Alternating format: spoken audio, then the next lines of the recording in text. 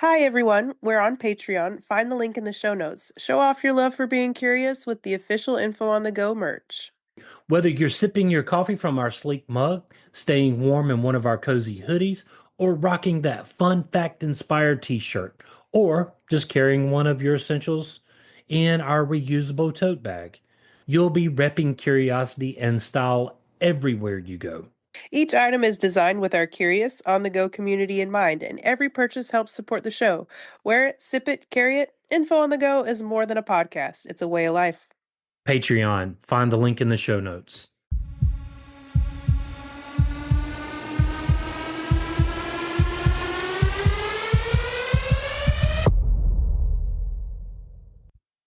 Hi, I'm William, And I'm Kat, and that makes this info on the go. answering questions you want to know. So, William, do you know what smallpox are?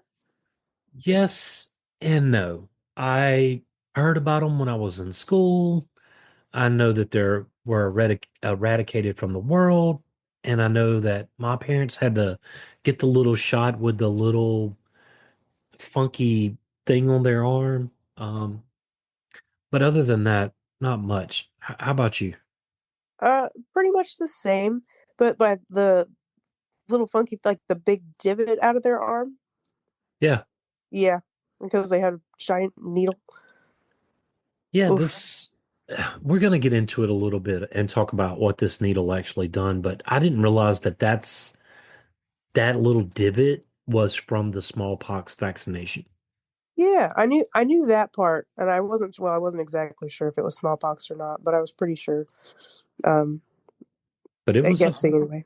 the smallpox is a pretty bad thing. Yeah, Smallpox on this episode of Info on the Go. the exact origin of smallpox is still uncertain. It's likely that the disease evolved from a virus found in African rodents between 68,000 and 16,000 years ago. The earliest evidence of smallpox comes from Egypt. Egyptian mummies around 1500 BCE. Smallpox caused outbreaks throughout history. One strain of smallpox, known as variola major, spread from Asia between 400 and 1600 years ago, and another strain, elastrum, which is milder, appeared in the Americas and West Africa between 1400 and 6300 years ago. Another theory suggests that smallpox virus separated from a similar virus found in African rodents, such as gerbils, around 3,000 to 4,000 years ago. This aligns with historical evidence suggesting smallpox as a more recent human disease. Some estimates even push this separation back to 50,000 years ago, but this remains uncertain due to incomplete historical evidence. Wow, so this disease was hanging around for a little while here, huh? For quite some time. Yeah. A strand from around 1650 shows that significant changes in the virus happened mostly in the 18th and 19th century. Huh. So I guess it started kind of like evolving Yeah, and mutating. yeah, mutating. Yeah, that's the word for it. That's wild. Yes. Um, so, better estimates of mutation rates are still needed for more accurate dating of the smallpox virus's origins. The disease spread rapidly throughout the world via trade, travel, and warfare. It reached Europe from Asia in the 6th century and the Americas from Europe in the 16th century. So, I guess as we talked about, in most of the states that we talk about with the indigenous tribes and stuff, not only were they trading goods and stuff, they were trading um viruses. Infected, infected items Yes. purposely to take out the Native American people. Yeah. Selfishness. I digress. By the 18th century, smallpox had become endemic in most parts of the world. And endemic meaning that it was widespread, right? Right. Okay. It arrived in the Americas with the Columbian Exchange, killing many Native Americans. And we're talking about devastating numbers. Right. Uh, I couldn't even fathom it, Yeah. honestly. In 18th century Europe, around 400,000 people died each year from smallpox, and one third of blindness cases were due to the disease. Wow. That's crazy. Yeah, I didn't know smallpox could cause blindness until I got into this. Right, I was me either till just now. In the 20th century, smallpox killed up to 300 million people and 500 million people in the last 100 years. That Wow. is a lot. It just kept on keeping on. Yeah, Mm. Even kings like Louis the 15th. 15th, Yeah. even kings like Louis the 15th of France died from it. In 1967, there were still 15 million cases a year. The last known death from smallpox was in 1978 in the UK. Smallpox was one of the most devastating diseases in human history, causing widespread epidemics that resulted in millions of deaths and severe scarring. And we're going to get into a little bit of that scarring here in just a little bit. Right. About 30% of people who got smallpox died, with higher rates among babies. Survivors often had bad scars and some went blind. The disease had a particularly devastating impact on indigenous populations in the Americas, Africa, and Australia. So, what is smallpox and how is it spread? Smallpox is caused by a variola virus. It spreads through contact with infected people or their belongings like clothes or bedding. Okay, so don't sharing clothes, and back then they didn't really wash their clothes a lot either. So, No, there wasn't standard washing machines. And I mean, you're traveling for days and days and days. and hand washing wasn't really a thing either. No. Okay. No. The initial symptoms of smallpox was similar to other um viral diseases like the flu or the common cold. People would get a fever, muscle pain, tiredness, headaches, and fatigue. Many also felt nauseous, vomited, and had back pain. These early symptoms usually lasted 2 to 4 days. By days 12 to 15, small reddish spots called enanthem appeared in the mouth, on the tongue, and in the throat. Wow. Ooh. The fever would then drop to near normal levels. These spots quickly grew and burst, releasing a lot of viruses into the saliva. Ooh. Mm. So Ooh. I guess, back then kissing, you could really have the kiss of death back then. Mm-hmm. Right. Oof. The variola virus attacked skin cells, causing pimples known as macules. A rash developed on the skin 24 to 48 hours after the mouth spots appeared. The macules first showed up on the forehead and then spread to the whole face, arms, body, and legs within 24 to 36 hours. Holy cow, that's pretty Gee, fast. that is wildly fast. Yeah. So smallpox had different forms.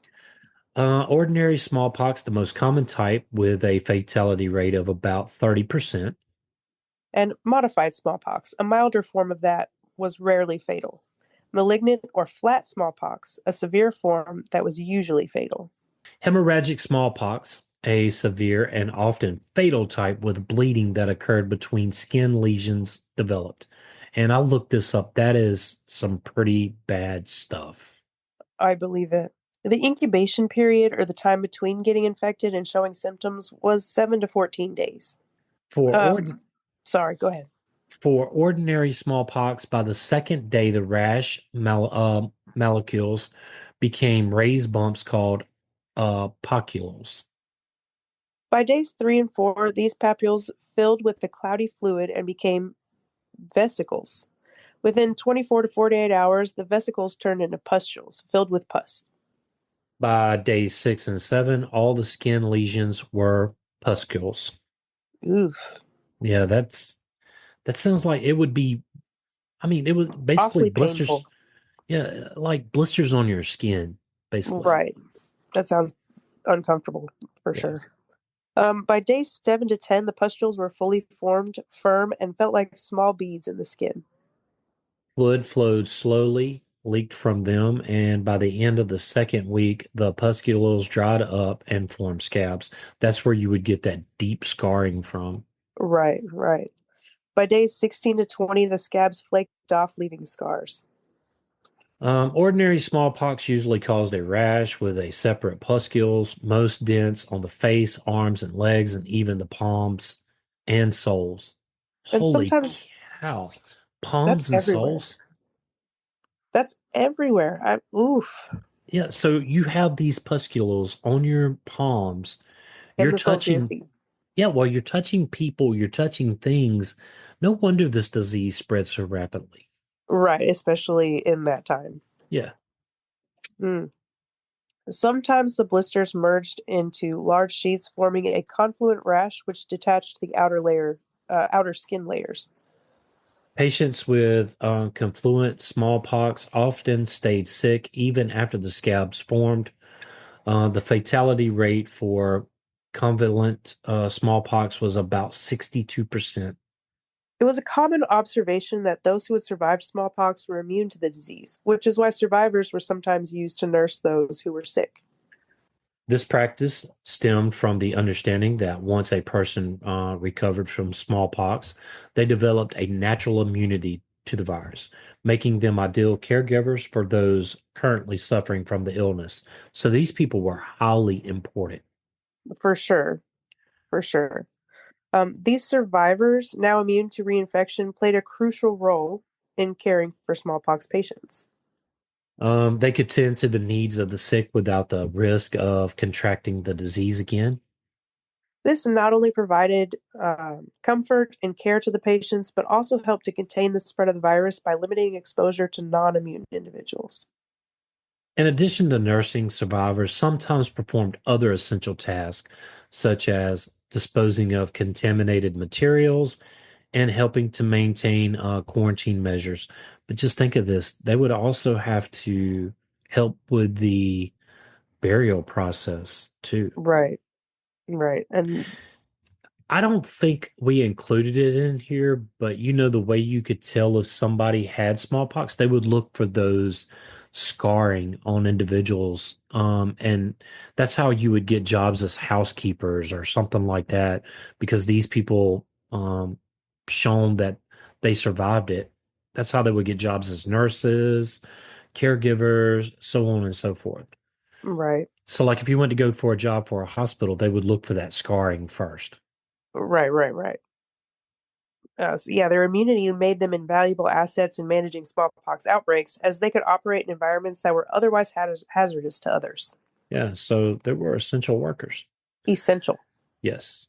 The use of immune survivors in caregiving highlights the importance of natural immunity in historical disease management and the practical measures taken to combat the spread of smallpox before the advent of modern vaccinations. The earliest way to prevent smallpox was through a method called variolation. This involved using the variola minor virus and likely started in China before coming to Europe. Stay with us. We'll be right back. Ever wish your energy boost came in a candy form instead of a can filled with sketchy stuff?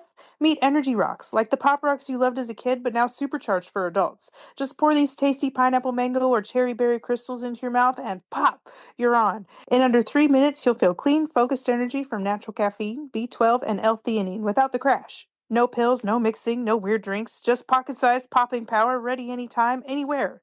Energy Rocks, candy with a purpose. Pop, focus, go with Energy Rocks. Use code info on the go 20 off to get 20% off your order or click the link in the show notes. Hi, everyone. I want to tell you about a unique Father's Day gift, one that'll last for generations to come, and that's with tellmail.ai.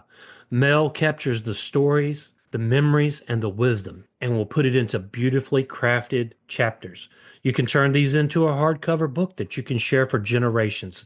My personal experience with Tellmail is going to allow me to be able to share my childhood memories with my children, my grandchildren, and hopefully their children. If you're looking for a unique Father's Day gift, look no further than tellmail.ai. Click the link in the show notes. Inoculation was practiced in China as early as the late 10th century and became widespread by the 16th century during the Ming Dynasty.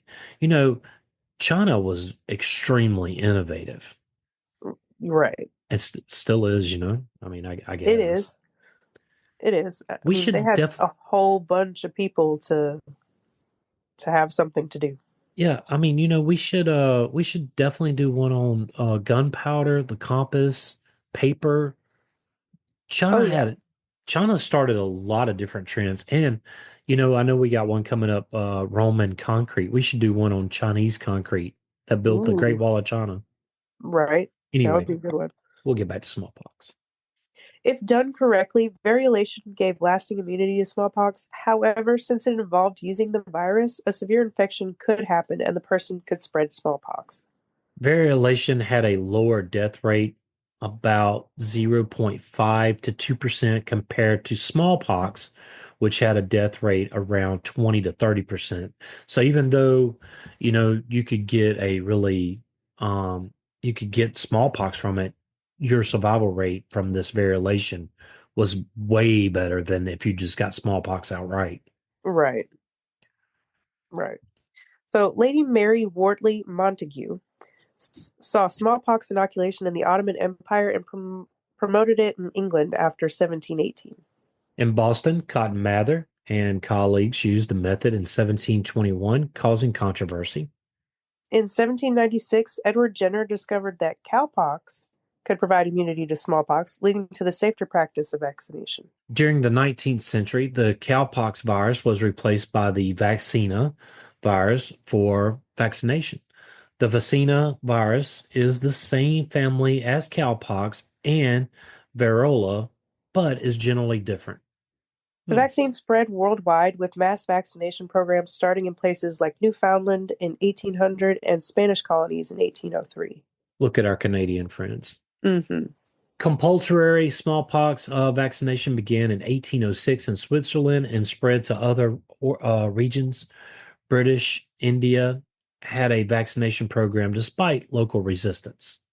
The UK banned inoculation in 1842 and made vaccination mandatory in 1853. By 1900, many northern European countries had eliminated smallpox. Could you imagine if you were to if you were to make vaccination be mandatory today? Oof. We really need to do one on polio too. Polio Ooh, could be eradicated from the world if people would just vaccinate against it. right. The first effort to eradicate smallpox in the Americas began in 1950, reducing cases except in a few countries. The USSR proposed a global eradication effort in 1958, leading to intensified efforts by the WHO, or the World Health Organization. Man, can you imagine the Who, like Doctor Who, or the music group The Who? I'm so excited that you know Doctor Who, Billy. William. What? You don't think I know Doctor Who? Oh No, I didn't wow. I didn't know if you were that cultured or not. Yeah, I love Doctor Who. Well, it's Man, pretty big around here too. I used to watch it like when it was not cool on PBS. I didn't even know it was on PBS. I got into it with an ex-boyfriend. He showed it to me for the first time. But then when me and Casey got together, he we rewatched the whole thing. And so Have he you showed seen it the to new Nova ones? too. Yes. Okay, all right. Nova, we are she's obsessed right now. I love Doctor Who. Yeah. The Dalek. All right, anyway, back to smallpox. Right. In 1977, the last known case of naturally occurring smallpox was found in Somalia. The world was declared free of smallpox on May 8th, 1980, which is why you and some other folks didn't have to get that vaccination. Right. Yeah. Nope. Samples of the virus are still kept in labs in the US and Russia, leading to debates about safety. Hmm. So it's not really eradicated. It's eradicated out of people, but the virus is still around, right? Right. The current smallpox vaccine uses live vacina virus. The vacina is applied with a two-pronged needle dipped in the vacina solution, pricking the skin several times, which is kind of how they did it back in the day with that big freaking needle that like punched them. Right. A red and itchy bump forms, turning into a blister, then a scab, and leaves a small scar. The vaccine provides good immunity for 3 to 5 years and longer with repeated vaccinations. In the past, about 1 in 1,000 first-time vaccina recipients experience serious but not life-threatening reactions. Life-threatening reactions occurred in 14 to 500 people per million. As smallpox cases decreased, routine vaccination was stopped in the US in 1972 and in Europe in the early 1970s. So I just did miss it. Uh, it is now mainly for lab workers at risk of exposure, probably those people that are around the vaccine the virus that they keep alive. Right. Concerns about smallpox being used as a biological weapon have led to interest in new vaccines, and I could see that. Right. The smallpox vaccine is also used to prevent monkeypox. Hmm. Factoid. Telling you, we got to record that sound. And okay, so back to this. Smallpox vaccination started in China around the 1500s and spread to Europe in the 18th century. And in 1796, Edward Jenner developed the modern smallpox vaccine. Wait a In minute. 1967, the World Health Organization pushed hard to eliminate smallpox. By 1980, smallpox was eradicated, making it one of two diseases wiped out, along with rinderpest in 2011. That's how we do one on Reiner Pest. Yeah, I mean, I've never heard of that. Yeah, neither have I. Gee. The name smallpox was first used in the 16th century to distinguish it from syphilis, called great pox. Other names for smallpox include pox, speckled monster, and red plague. I've heard of red plague before. Ooh, I hadn't heard it by any of those other names. Not at all. So a little history here and some concerns, maybe? Okay. In the past, people created smallpox gods and goddesses to help protect them from this horrible disease. Hmm. In China, they worshipped the smallpox goddess. They tried to please her by calling smallpox spots beautiful flowers, and by making children wear ugly masks on New Year's Eve to avoid attracting her attention. How did we miss that in our Chinese New Year? I don't know. Yeah, I don't either. Sorry.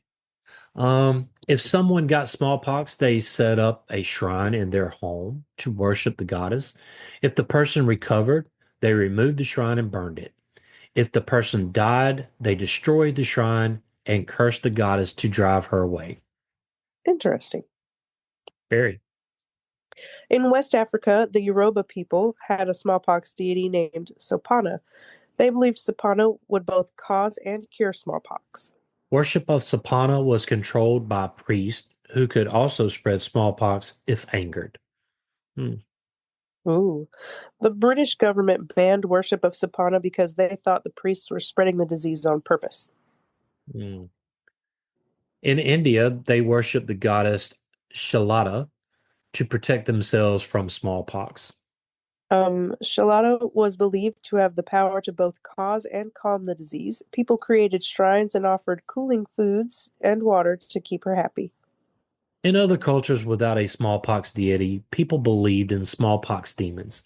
These demons were thought to fear the red color, so they used red decorations to ward them off. Interesting. Yeah. I've never heard of none of this. This practice spread to Europe and was used by people like Charles V of France and Elizabeth I of England. In the 1930s, some believed that red light could reduce smallpox scarring. In 1763, the Pontiac's War started as Native Americans tried to fight British control over the Great Lakes.